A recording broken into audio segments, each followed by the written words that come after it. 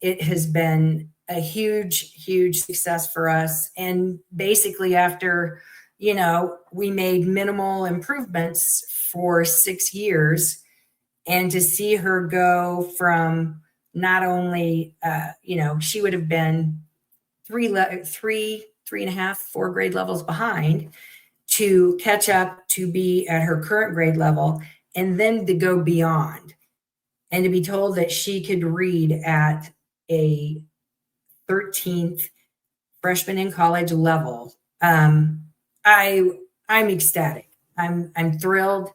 And I know it's helped her in high school, because she is not struggling in high school as much as she did when she was in elementary.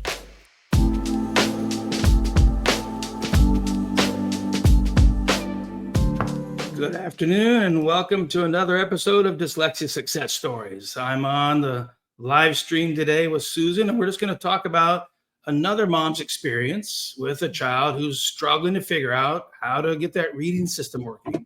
And we don't talk about this as much, but it's actually more difficult to get spelling working as well. And both are important.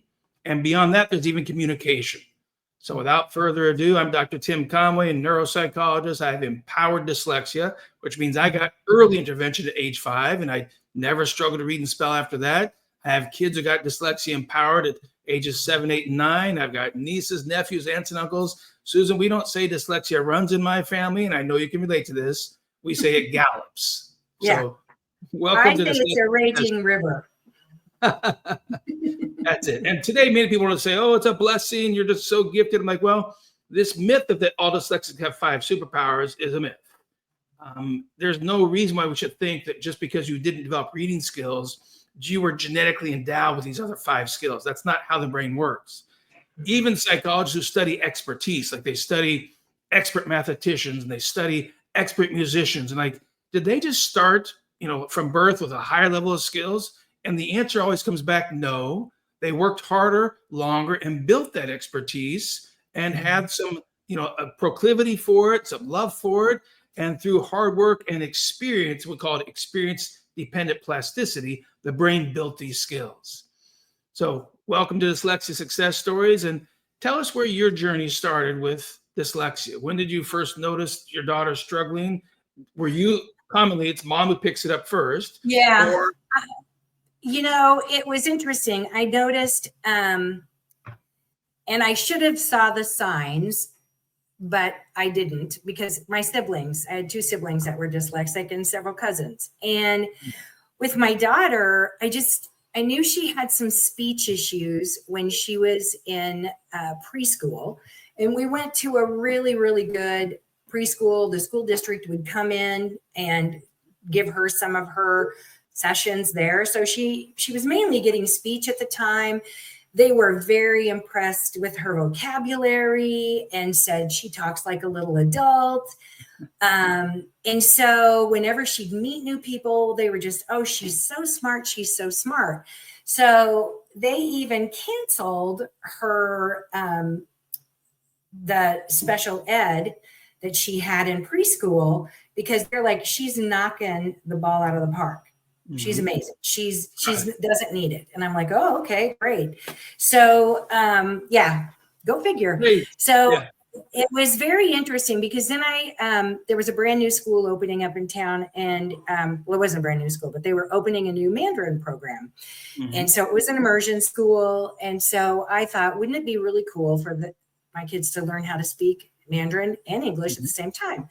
So we started, she was the inaugural kindergarten class. And it was really good. But all of a sudden, I started noticing just a lot of changes that hadn't been issues when she was at preschool. And so basically, I just noticed her anxiety was off the charts. And I could not figure out why. And we were in some family therapy. And so we thought the anxiety was coming from something else. And I don't really think it was. I think it was probably the dyslexia. Unfortunately, when you do the Mandarin immersion school, you don't get taught to read in English until you're in second grade. Interesting. So we had, just issues with the school because, oh, gee, we forgot to get the new teacher's green card. So she has to go back to China for 6 weeks, things like that. So we had a lot of things go wrong in first grade. And I thought, okay, it's just adding to it. Yeah. But I even had our therapist go sit in her classroom and observe. And she said, I don't know where she is, but she's not sitting in this classroom mentally.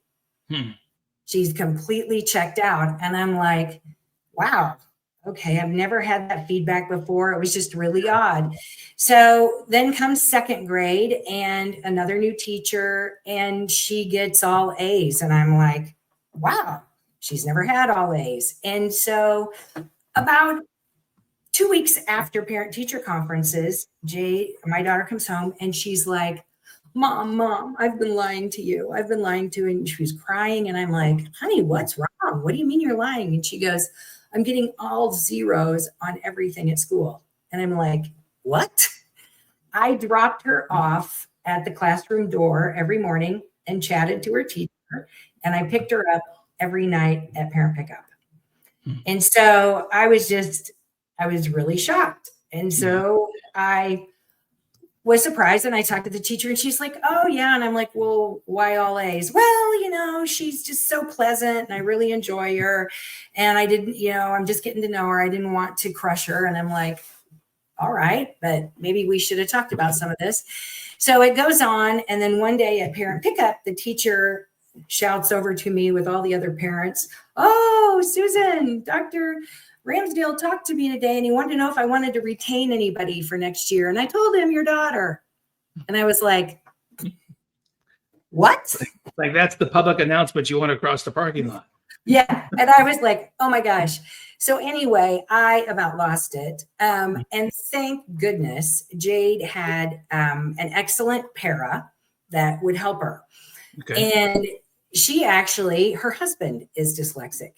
Okay. And so I got to school early the next morning to talk to the teacher, and she ran into me and she's like, hey, I just want to let you know, I do not agree with the teacher's assessment, but I want you to go get her tested for dyslexia.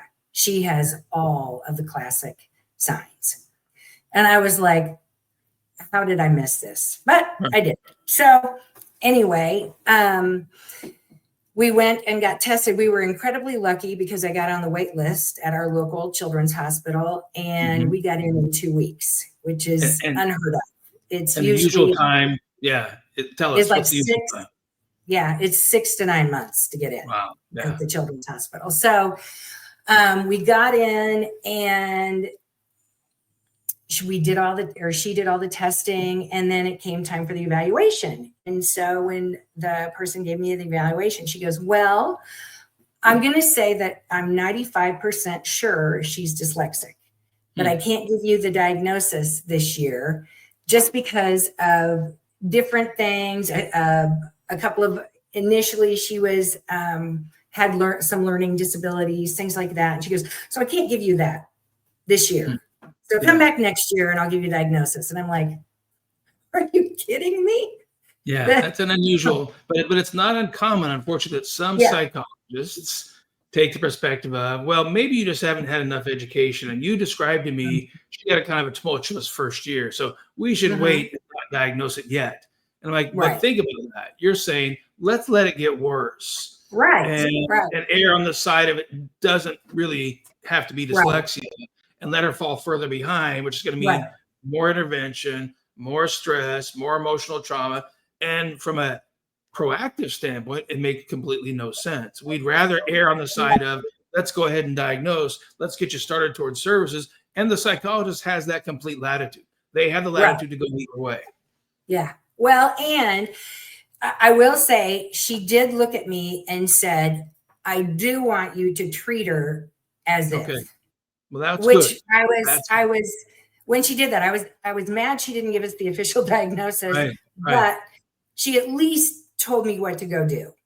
Something we needed to be done. Yeah. And so she said, treat as if. And so then I I found out there was another mom at our school, and her daughter was dyslexic as well. And so she had already been interviewing tutors, and she's like, oh, I found this tutor. She's really close to school. And so I interviewed the tutor, loved the tutor, and we started almost immediately. And the most she would do at that time was 4 days a week for an hour a day. And then she would, and I worked with the school district. And as soon as I told them she was dyslexic, they're like, well, that's a medical condition. And I'm like, right, but remediation is specialized tutoring. Yep. And they're like, no, well, we don't know that. And I'm like, okay. So, but I will give them credit. Her very first class of the day was English, and they allowed her to come in. She wouldn't even come to school. She would go straight to tutoring. And then after English was over, she would go to school. So she didn't get confused what they were trying to teach her. Right. Now, let me stop you 1 second, Susan, and ask you one really important question, because this is a piece that every parent gets thrown into. It's a challenge every parent has to face, but not a single parent has any training, skills, or background to do this, which is, you said, I started interviewing tutors. How are you going to decide who's good, who's not good? I mean, what's the criteria you're looking for to decide this tutor is going to work and that one, no, I don't think so. Can you recall kind of where your thinking was back then? Because if this was a medical issue, if this we're talking about, I think she's got strep throat, there's no question. You're going straight to the pediatrician. They're going to figure this out. But when it comes to learning difficulties, there is no one path for parents to go to. There's no one source of highly reliable and accurate information. And this journey that parents get thrown into is really unfortunate, because there's a lot of myths and misinformation about dyslexia, more so than folks like me who are published brain scientists, peer-reviewed scientists, dad of dyslexic kids as well, but have all the scientific training background and degrees to back up the credentials and the information that we're going to share. Right. Well, for me, I'm a very much people person. And so I immediately started reaching out to anybody I could find. I got on Facebook and joined some dyslexic groups, and still I was struggling. I didn't know. And, they give you a list of I don't know how many people. And so I talked to the other mom. She'd already interviewed this tutor, and they hadn't decided to use her. They decided to they went directly to the dyslexic school. Okay. And that was primarily because, you know what, once your child is labeled a problem, it's just interesting what happens at school. And personality wise, I am a collaborator, not a people in the head kind of person. The other mom was a lot more in your face kind of person. And she was also a therapist, and she was a very strong woman. And I can be in your face also, but I didn't see that I could do that when I really didn't know anything about what I was talking about. Now, if it would have been with my work, maybe I would have been more like that, because I'm an expert at my work, or I was. And so anyway, they kind of had some issues with the administration at school, and you're being too squeaky, you're complaining too much. And so I'm a big feed the ego, be nice to people. And anyway, so I took her information on the tutor, and they ended up going to the school, and I kept in contact with her to see what she thought of the school, things like that. How's it happen? Yeah. And so then I talked to the tutor and really liked her. She actually is a mom. She's dyslexic. Her kids were dyslexic. She homeschooled her kids, and she was at the local university, and she was an assistant professor, and she was teaching other people how to teach dyslexia in school. So she was at the college level trying to make changes. And so I'm like, oh my goodness, she's amazing. And she was 5 blocks from the school. Even better. So it's logistics. Seems like there's some background knowledge or some credibility to her as well.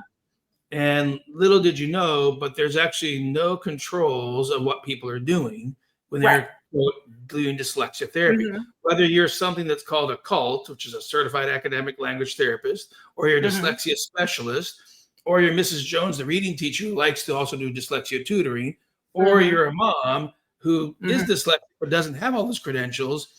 Everybody in that whole group is usually just going with whatever's most popular that seems Right. to be what everyone else is doing. Right. We call that anecdotal support. Yes. It's not hard Yes. science. It's not supported. And it means that most everyone thinks they have to kind of randomly try stuff and see what works. Right. Well, and for us, it was kind of difficult. She did a really good job one-on-one with the tutor. One-on-one is good for her. Yes. I don't try to do anything in a group setting because she will, her mind is going to wander. And I think she feels stress that the other kids are judging her, because that was a little bit of her experience at school after she, she's like, all of a sudden she's noticing that her friends are noticing that she's getting zeros. Right. And that's not fun. I mean, she cried every Sunday night, every Monday morning, Tuesday morning, every morning before school, she cried. She didn't want to go to school. And it was getting bad. And so we did tutoring. We started it so she was diagnosed maybe in March, and we ended up getting in with a tutor towards the end of May, and got it all lined up and scheduled. And so anyway, I started trying to look into more dyslexic stuff, and I'm like, okay, is it just lucky? Because my brother didn't get any remediation, and he was the highest paid graduate from his college, but he excelled at math, computer science, and physics. All very science-based, not a lot of word-based. Head towards engineering or heads towards the sciences where your strengths are. Right. And so that worked for him. And plus my mom helped him so much when he was younger. She read to him. She actually told his 6th grade teacher, because she said, I've noticed that he's doing better at school. And she's like, how are you helping him at home? And she said, you know what I do? I read everything to him when he comes home at night. She goes, I read everything that you talked about at school. We just pick up the book and we go through it. And so his teacher in 6th grade started reading to the entire class, everything. Wow. And she just did by whoever wants to have me read this to him, raise your hand and come on over in the small group. Well, what turned out is most of the class wanted her to read it. Wow. So, I mean, they were definitely on something. And then I had her as a teacher. She was like one of the best elementary education teachers I've ever had. So she's a human, we call her, she's a human audiobook. You don't have to read it yourself. You can just listen to the book and focus on the comprehension, focus on learning the content, which is supposed to be the purpose of reading. And it's part of the teacher's job is to teach content, especially when you're talking 6th grade. There's no more reading instruction happening in the 6th grade. And so it's like, no, you're supposed to have that down pat now. Now we want you just to read and learn the content and understand what's going on. Yeah. Well, and you made me just think of something that I think is so hysterical. So when my daughter was being taught to read English in 2nd grade, I knew she was struggling. And so the teacher came to me and she said, you know, Susan, what you must do, she goes, I'm going to give you these. And she handed me this little ring that had 2 little googly eyes on it. They were kind of big.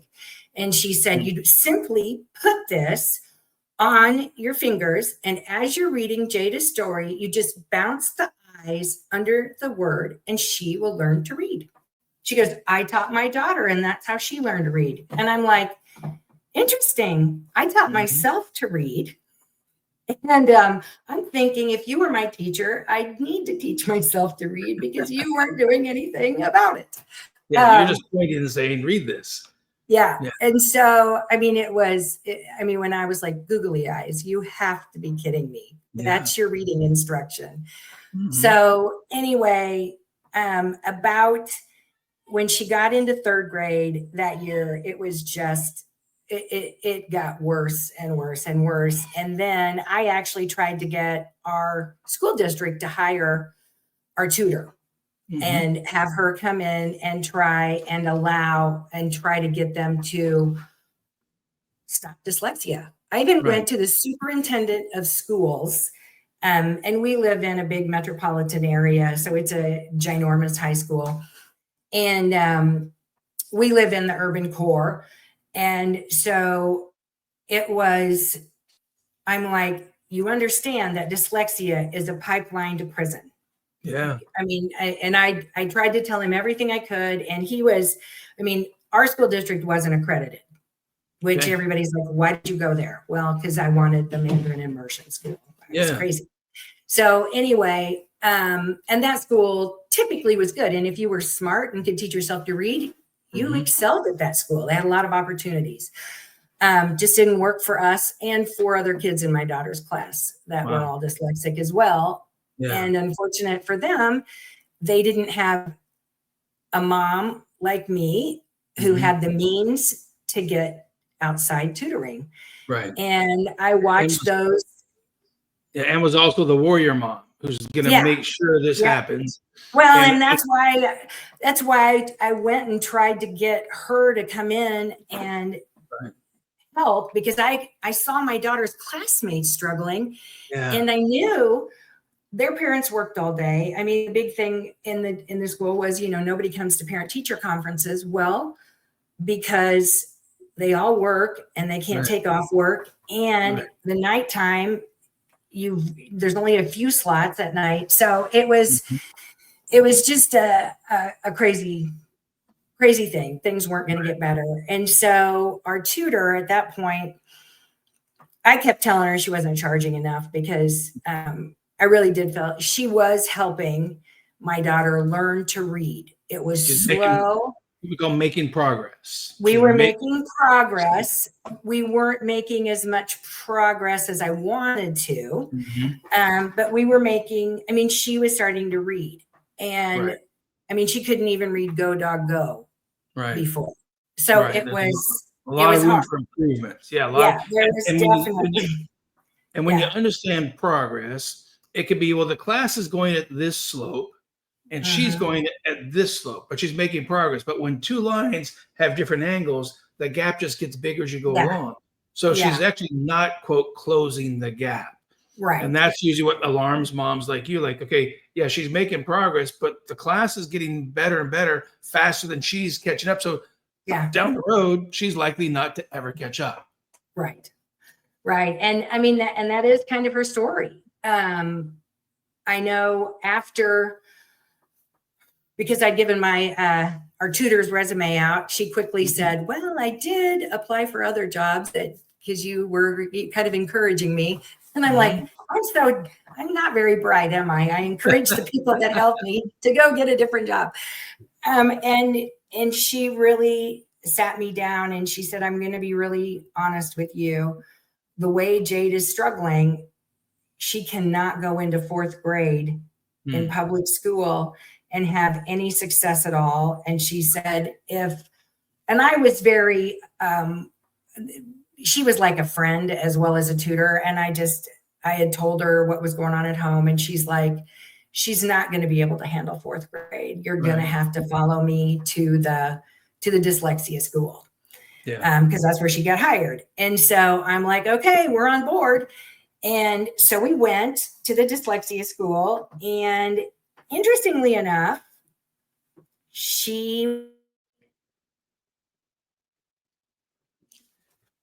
and we've lost you for a second, Susan. We got the internet pause happening.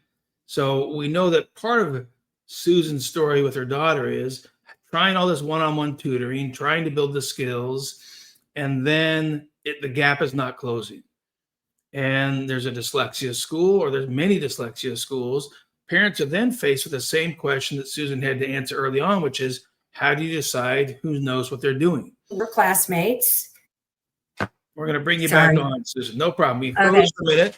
So I was just filling the audience in to say that you're back in that same square one. Okay, well, you had to vet tutors first, and she's making progress, but not closing the gaps. Right. Now you've got to go back and vet a school. And Right. let me ask you just a reflective question. What Mm-hmm. was your expectation at that point when you saw that she's going into fourth grade and the gap's not closing? Did you think it's going to be able to be closed? Is it going to take a long Well, time, a short time, or had you even gotten to that point yet? yeah, they told me to expect 2.5 years and that it would be 2.5 to 3 years was their estimate. And then you're ready to go back to public school. And the mom that I was a friend with that was in our school, and her daughter was also dyslexic, her daughter jumped 4 grade levels in 6 months at the dyslexic school. And we didn't.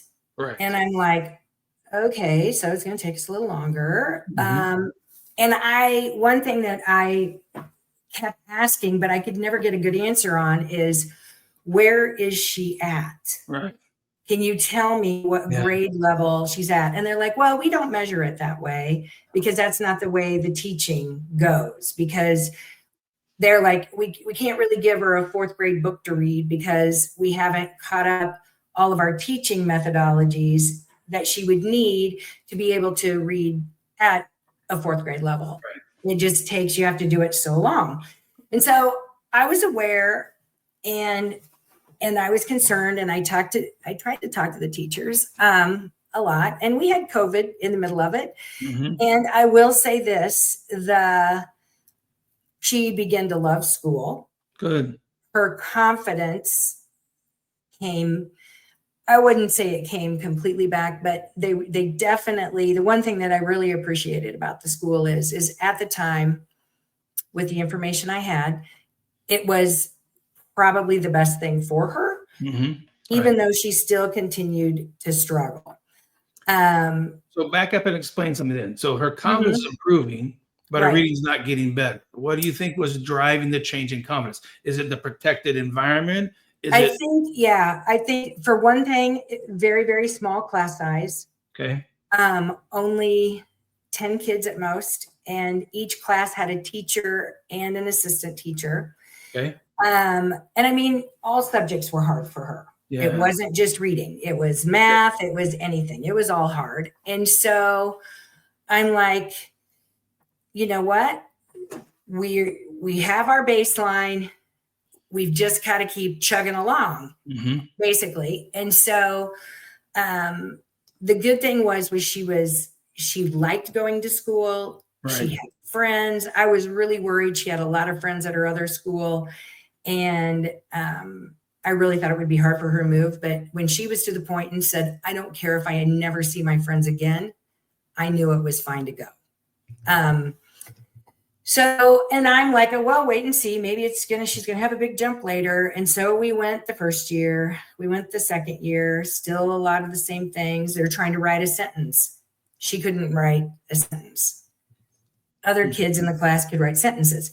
Well, her best friend and her both were kind of about the same level. And I'm like, okay, well, maybe it's just going to take longer. And then it was her sixth grade. Her 6th grade year, about halfway through, they told me they wanted to have a discussion. And I'm like, okay. And they're like, she's just not making the progress like we see other kids make progress. Right. So we think there's something beyond dyslexia.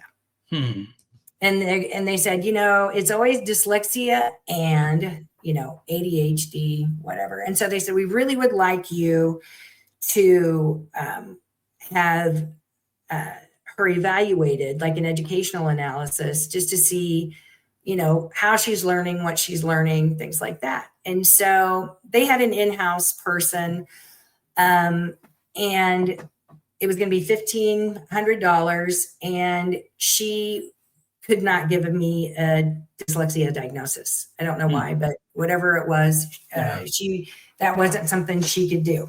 And let me pause you right there real quick, Susan, because that's a really important point, because there's many people who are completely allowed to do evaluations or assessments. But that doesn't mean they're actually licensed to diagnose. Right. So, and many parents don't even know that would be the issue. Right. If you well, you do testing for dyslexia, that makes most parents think that, okay, so you can diagnose if it exists or not. But if you don't ask the person that exact question, Mhm. you may not know that they actually don't have the right license to give Right. those kind of diagnoses. So right Right. now, it's mostly only psychologists who Mhm. are properly licensed, or speech pathologists, or Mhm. neuropsychologists are the three main sources of diagnosis for Mhm. dyslexia. But know that physicians use a different model. Right. They know the diagnostic criteria. If they see it and it looks like it, they'll go ahead and put down the diagnosis.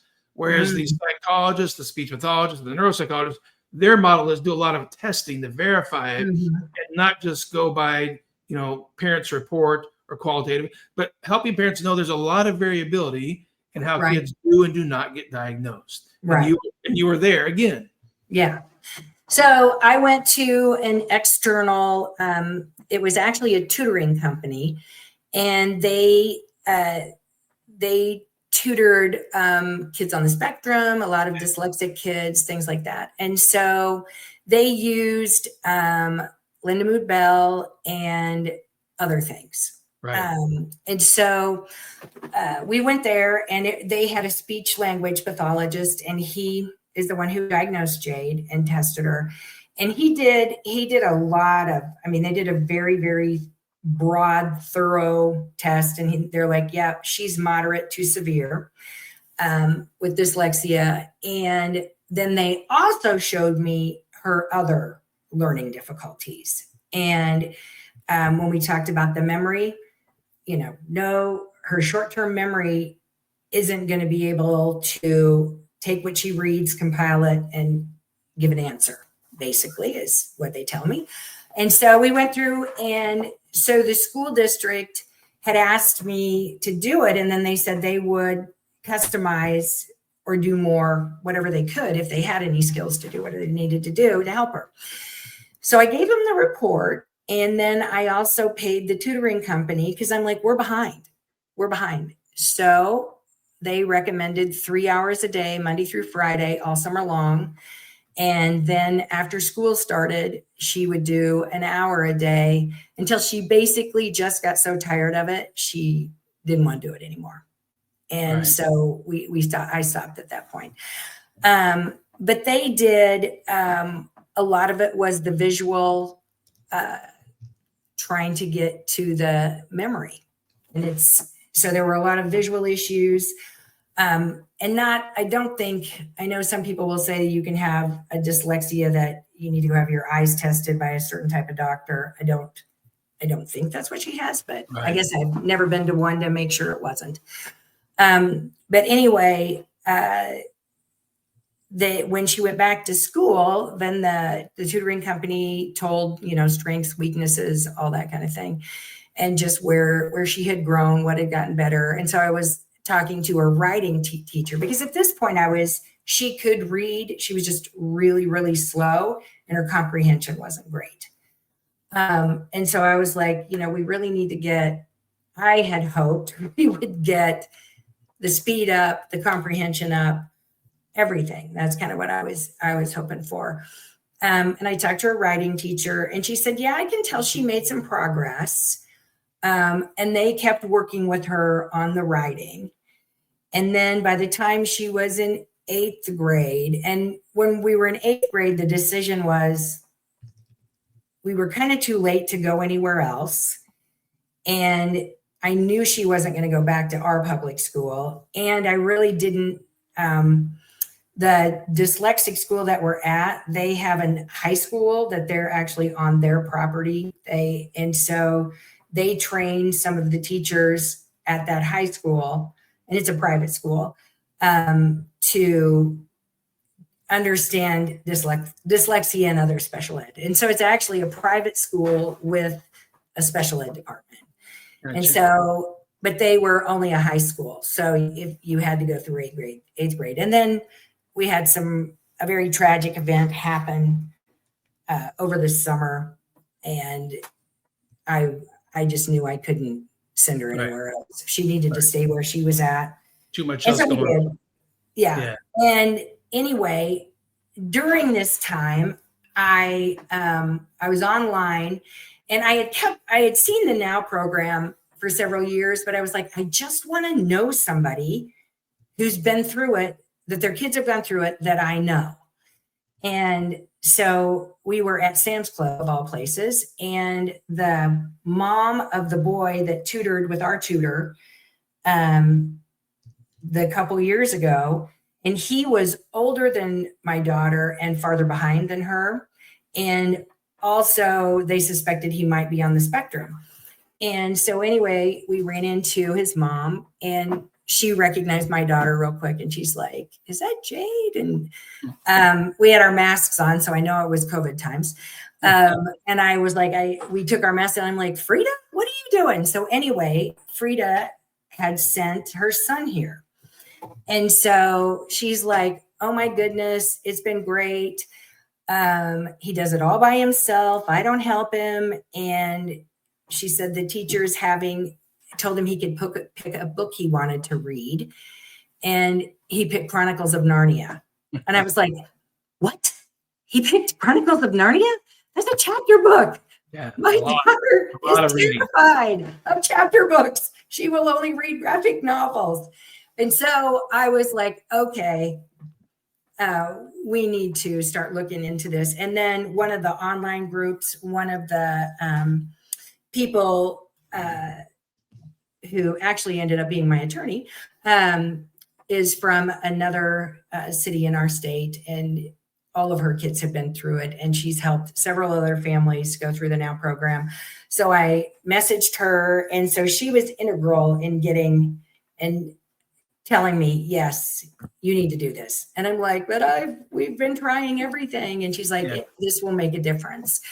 And I am excited. She right now is in the level 2, which I forget the name of which pillar it is, but it's with the memory and visualization. And I think now mental imagery for mental imagery, that's the one. Comprehension. It's got 4 parts. It empowers language, it empowers comprehension, it empowers memory, and it empowers reasoning skills. Yeah. But let me pause you 1 second, because we have a really interesting comment I'm going to put up here on the screen. And Valerie's saying that she thinks it's a disservice what we're talking about, that you really shouldn't single out dyslexics. You just leave them alone, appreciate that God created us all with beautiful differences.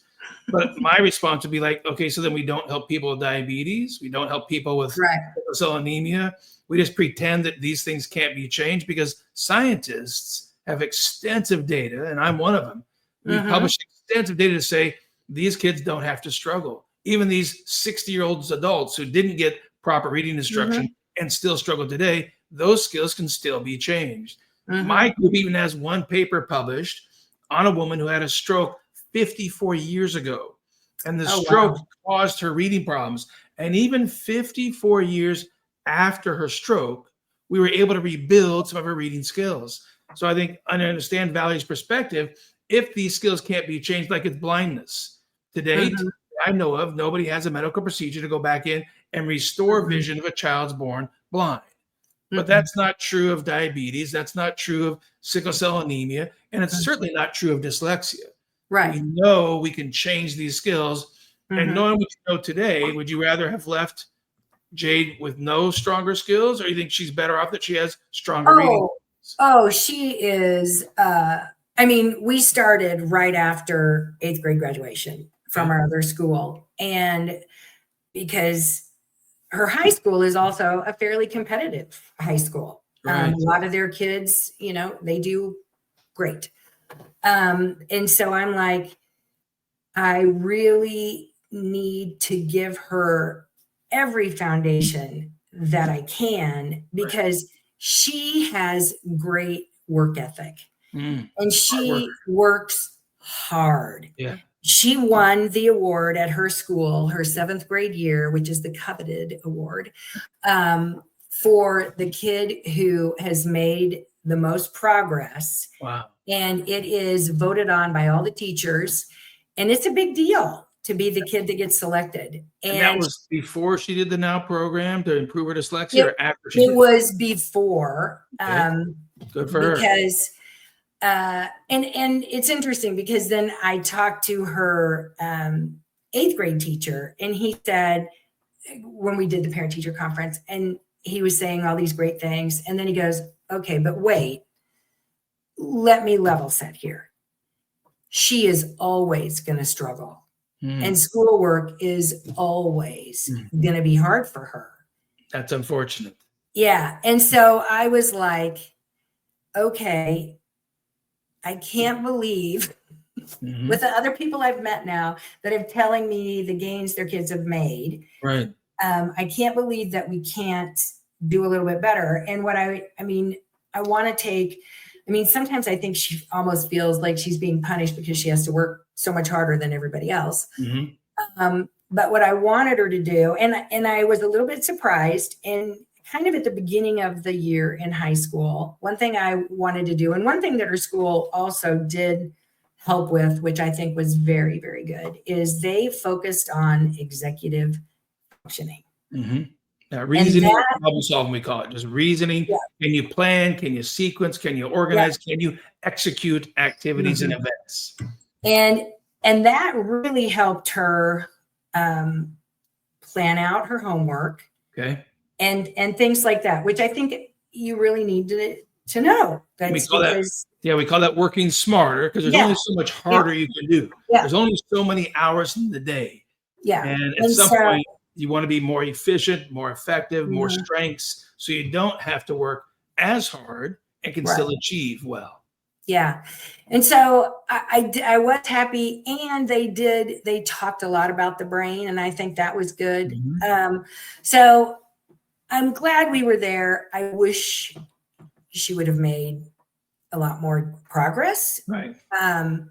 And I wish we would have, I mean, I really think that a lot of it is working memory. And I feel like the visual imagery is, I think we're going to see it. I think it's hard for her because I think she's going to make great growth on it. Right. And let me expand on what you just said too, because when you say working memory, that's kind of like saying muscle strength. Like, well, but like, what muscle are we talking about? Talk about the bicep. We talk about the heart. We talk about, there's all kinds of, so working memory to a neuropsychologist breaks down into smaller parts. There's visual working memory.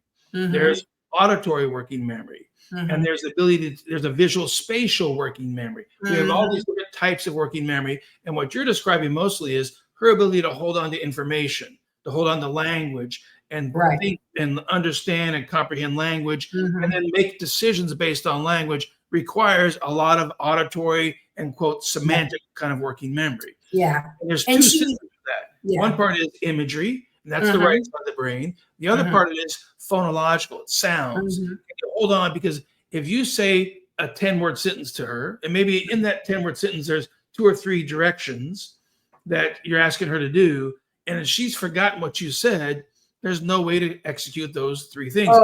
Even with executive function training. Right. But if you change the phonological system, she's not going to hold on to 10-word sentences, 20-word sentences, and then you change the imagery system, and she can take it from that left hemisphere linguistics and create it into a movie.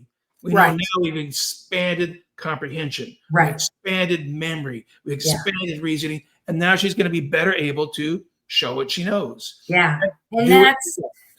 And I don't know, I mentioned this, but I mean, she was diagnosed with auditory processing disorder. And we, once I found that out, I was like, this answers a lot of things, because she frequently would say, Mom, the teachers talk and they just don't make any sense. And I think she still struggles with that a little bit. We did like 14 weeks of remediation, and I'm hoping that you guys, what you're doing right now, I think it's going to really touch on it probably as well. But her instructor was the godfather of auditory processing testing. I have to say, I'm not sure he's still alive. I hope he is, because he was just the most delightful man. He was 87. Wow. When we started working with him. And and he was a little boy who had auditory processing. Right. So it was his passion. He felt it. He empathized with it. Oh, and he had everybody on the planet tell him that he was dumb and he was never going to amount to anything. And then school was always going to be hard, and he's always going to struggle.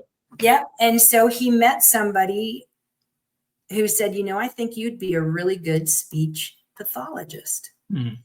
And so he got into that and then figured out, wow, I've got auditory processing disorder. There you And go. so he created the Buffalo test. Okay. And so anyway, it was, for me, it helped me believe that everything we're doing, now that we're using you and we used him, I feel like it's going to make a difference. Right.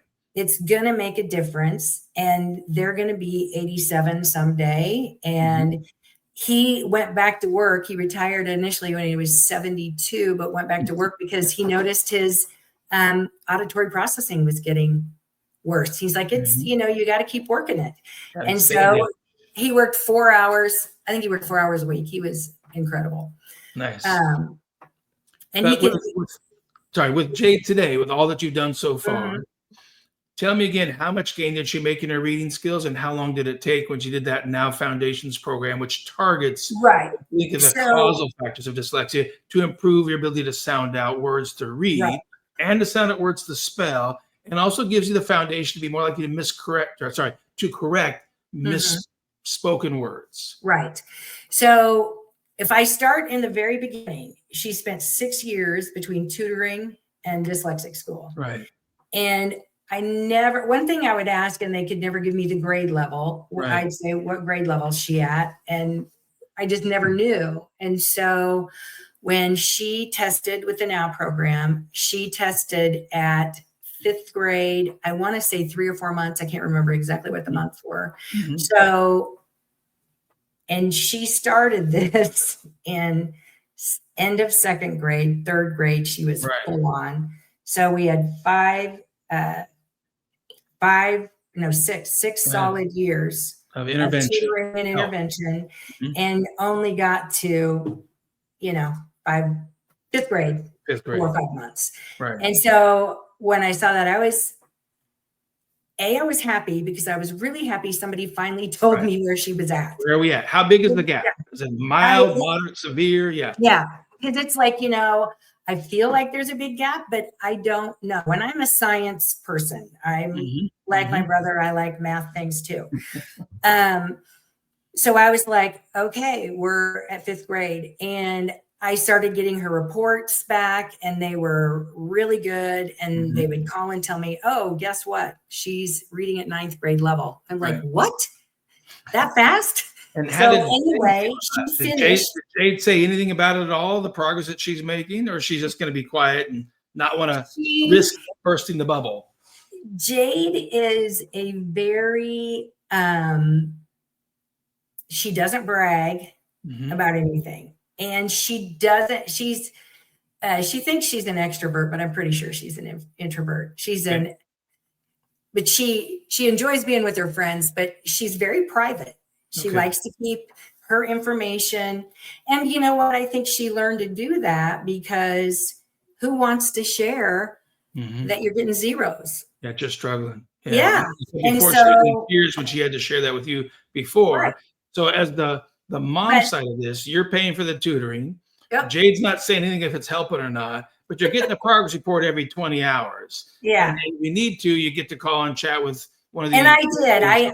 I called and I talked to G. Marie, and I said, your graphs and your charts are beautiful, and I love a good spreadsheet as good as anybody else, but education, I don't know anything about it. I'm like, you got to explain this to me. What does this mean? And so then she started telling me everything that was in the background.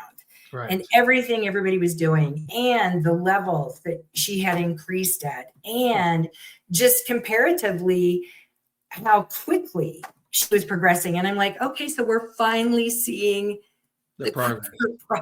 And now we're closing the gap. We're closing the gap. And I tell you what, and she gave me a little heads up in early November, I think. And she said, I think Jade's going to be ready to be done soon. And she goes, it just kind of depends on the progress we have, and all the holidays coming up and things like that. And she goes, I think we're going to get her so she's at least at 12th grade. level. Mhm. And I'm like, Right. And what grade was she in at that time, Susan? ninth. Okay, so they're She's a telling you she's freshman. going to read 3 years above grade level. Yeah. Did you Yeah. believe her? Um, I sure wanted to. I will tell you that. I But the was proof like, is in the pudding. Yeah, the proof is in right. the outcomes. And I will say that by that time, like November-ish in the school year, things, Jade she was taking a class, and I think I've never understood why you want to teach a class and fail people because you want to weed them out. And I'm like, Yeah. why not teach to them so you can weed them in? And then everybody knows it. I don't understand. I didn't understand that when they were like, well, he's kind of a teacher who likes to weed out. And I'm like, but doesn't everybody have to take this? And isn't the goal to have them learn as much as they can? So anyway, I'm sure he's a great teacher. And I will say she worked so hard at Ancient Civ, and it was not, I don't know that she was terribly interested in it, but it was a hard class, a lot of reading. Gotcha. And I'll be honest, when she was heading off to high school, I was like, my sister-in-law and I talked a lot. She's the one that's married to my brother. And she's like, Susan, not all kids graduate with honors from high school. She goes, the kids with C's graduate too. And she goes, maybe you just have to understand, maybe she's just going to be the kid that graduates with C's. And she'll still graduate. Right. And I'm like, okay. But she's And a hardworking kid. She's not aiming for C's, is she? no. And we had to learn a little bit about executive functioning in high school. New demands. Which is, yes, you have to answer the silly little email every day to get 3 points. And if you don't, you will get an F. Oh boy. Yeah. And and she was like, Mom, that's dumb. And I said, I don't care if it's dumb. Yep. It's required. You're ineligible and you wanted to run this week. So Mom is going to help you for 2 weeks and then I'm backing off again. Right. And so we got all that. And then I had to educate the teacher that she wasn't scrolling down far enough to see that Jade had handed in like more than the teacher thought. And she's like, oh, I'm so sorry. I'm like, well, you made her ineligible for 2 weeks and it was your mistake. But anyway, that was okay. Because we all learned that how to be proactive and how to verify. You've got to be proactive. Educate yourself. Yes. Yep. And you got to follow the rules. Right. Even if they seem silly and ridiculous. Yeah. And so I actually felt like, you know what? This was a great lesson to learn as a freshman in high school instead of a freshman in college. Right. When the risks are even higher. Yeah. And she wants to go to college. Good. And do you think she can do it? Yeah. And can she read well enough to go to college? Did the Now program actually get her to college level in your thoughts? Yeah. They certainly said she was at 13, grade 13. 13 and college. I was like doing backflips down the hallway. And if you see me walk, I'm exaggerating because my knees are bad. So I wasn't doing backflips, but I was thrilled. And could you see it at home? Could you see it when you're out socially? Could you see it how she interacted with the environment? How obvious was it to you that her reading was better? Well, for one thing, her grades were higher than I thought they would be. Okay. So they're not C's. They're not C's. She had, I think, mostly B's. And at her school, B's they're pretty good. Yeah. And she's taking biology. Her highest grade for a while was her English class. She had an A. Wow. She had an A in English. And I'm like, okay, color me shocked. It means she must be reading well because there's a lot of reading and writing and spelling in English. And I missed one piece. How long did it take her to get to that grade level 13 reading skills? How much time? Because like you were told before, it's going to take 3 to 7 years of tutoring. Right. It was a little over 6 months-ish. She got done right at the end of January, but we had, well, I don't know that we tried not to take many days off. I tried to have her do it every day that she could. You're doing one session a day, 5 days a week. Right. So And some so people she call that was high intensity because it's daily and it's 45, 50 minutes a day, 5 days for about 6 months. right. And so that means we're talking less than 130 lessons. Yeah. It was, I was surprised because when they told me, they're like, well, you know, the best we usually ever see is 6 months. And then more realistically is around 12. And then maybe 18 if they've got a lot of learning disabilities. And so I was like, oh, I don't want to say this now. I would have been happy with 12, but I would have accepted it. And I would have still felt that we did better than before. But yeah, no, I don't think she could have managed her ancient civ class as well. Because I'm pretty sure, I have to look, but I think she got a B in ancient civ, and that it's a hard class. It's a hard class for everybody. Yeah. So what do you think the difference was, Susan? Why here she is, 8th, almost 9th grade before she comes to now programs. They closed the gap in her reading skills in 6 months, and she's done 6 years of work in all kinds of programs with all kinds of people. And most of these folks are really passionate, and they're just genuine people. They're like you said, the one mom, your first tutor, she was dyslexic herself, and she just was trying to help other people help their kids because she'd gotten helped. Yeah. But why 6 years shows only gets to grade level 5 and kind of plateaus, and then in 6 months we take her to above average reading skills, grade level. Well, I don't know if you've got a secret sauce or magic dust that you sprinkle.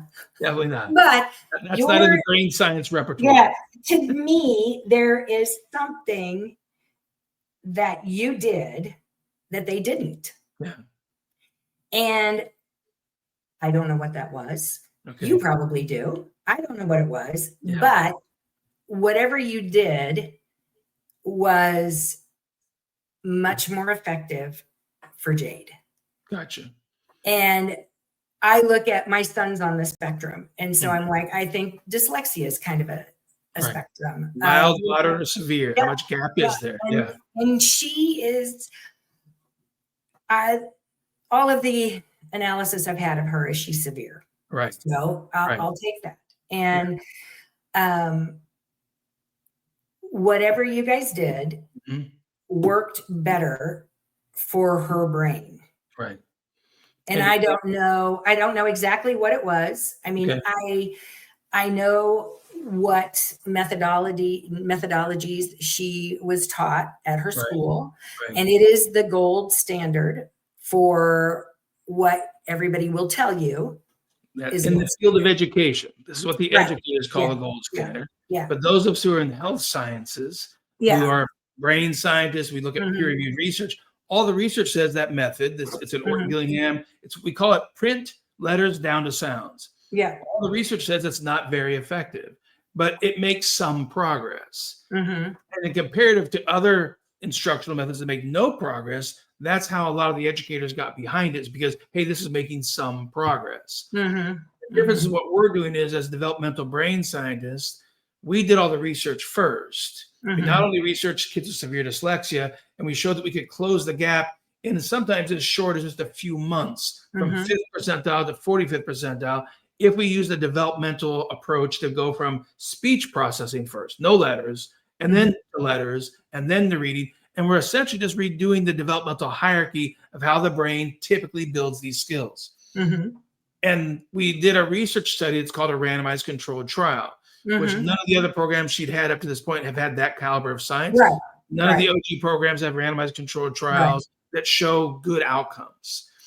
So we had shown in this randomized controlled trial that this program is so powerful because it follows brain developmental science. And when you do a randomized controlled trial, the results from that study apply to any kids like that study anywhere in the world.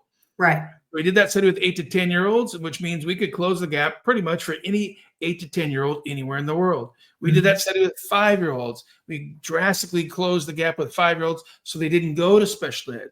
They didn't Right. need remedial services.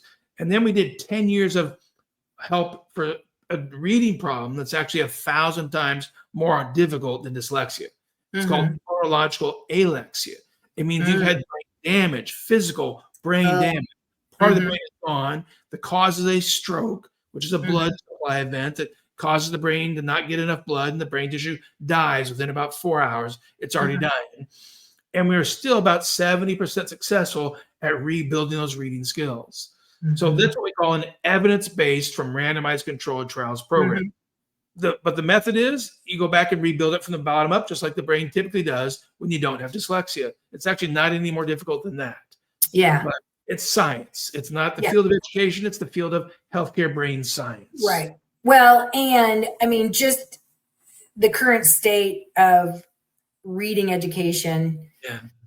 I mean, I looked at the stats at our school district that when she was in public school, and I mean, it's a significant level of kids who are not learning to read. Right.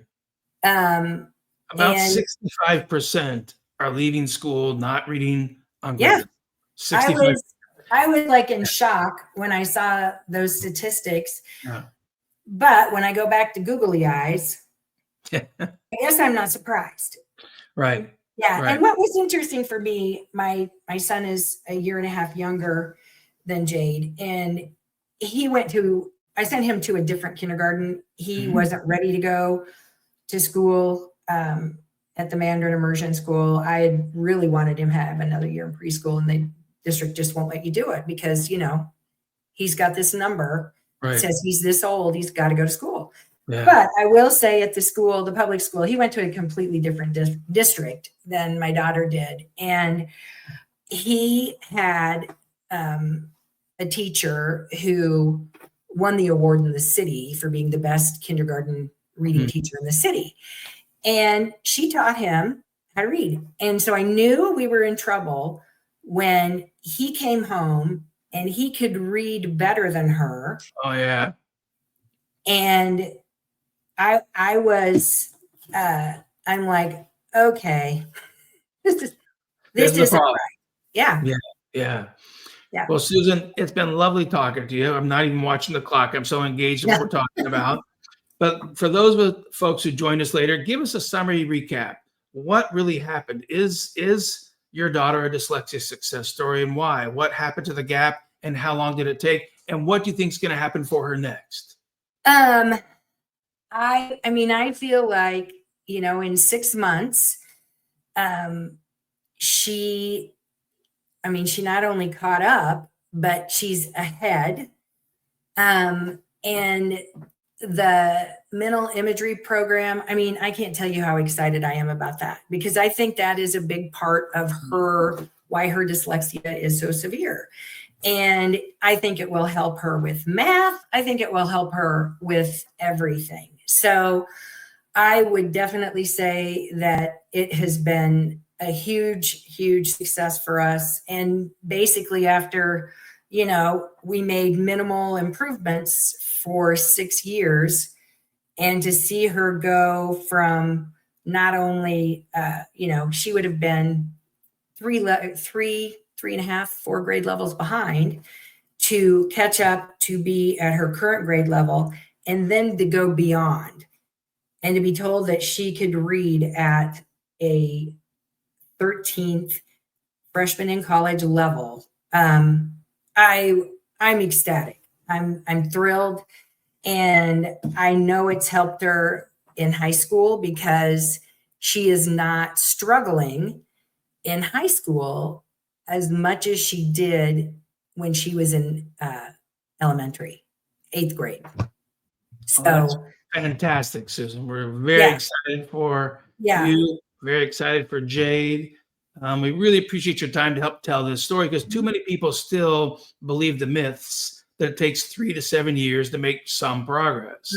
When Jade closed the gap and went 3 grades above her current grade level in 6 months, less than 130 hours of instruction, that's what we call brain science driving instruction for effective empowerment.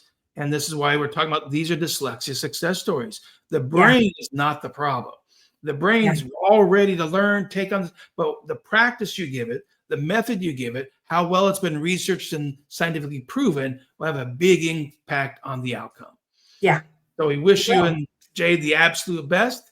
Yes. Thanks for your time on this episode. We'll be back in 2 weeks with another dyslexia success story because, Susan, we've been doing this for 39 years in the Morris Center clinics. And now we're entering into our 13th, almost our 14th year with the Now programs online. And we have no plans to do anything less than to continue to have more and more dyslexia success stories.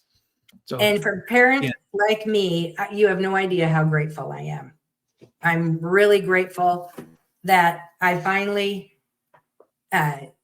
said, you know what, we have to do this.